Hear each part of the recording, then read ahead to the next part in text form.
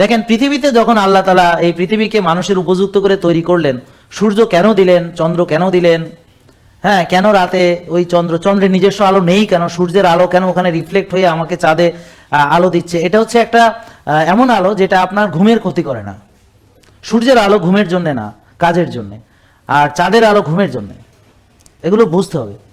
তো melatonin release হয় অন্ধকারে, আর সূর্যের আলোতে ভিটামিন ডি তৈরি হয়, সূর্যের আলোতে আমাদের ডোপামিন রিলিজ হয়, সূর্যের আলোতে মন ভালো রাখার অনেক হরমোন রিলিজ হয়, সূর্যের আলোতে কর্ম উদ্দীপনা বাড়ানোর জন্য আমাদের কর্টিসল আরও অন্যান্য যে হরমোনগুলো আছে সেগুলো রিলিজ হয়।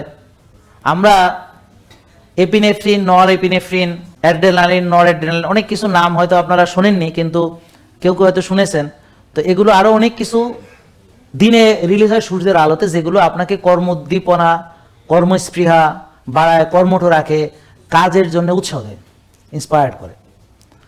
এটা প্রমাণ কি, যে সকল দেশে সূর্য ওঠে না ওরা স্যাড একটা রোগ আছে, মানে সিজনাল, যে ওদের এটা কি বলে বিষণ্ণতা, আপনারা বোঝার জন্য ডিপ্রেশন বা বিষণ্ণতা চলে আসে। তো ওদেরকে এটা চিকিৎসা করার জন্য আলোর মধ্যে নিয়ে রাখা হয়, একটা আলোর বাক্সের মতো আছে, ওর ভিতর নিয়ে রেখে দেয়।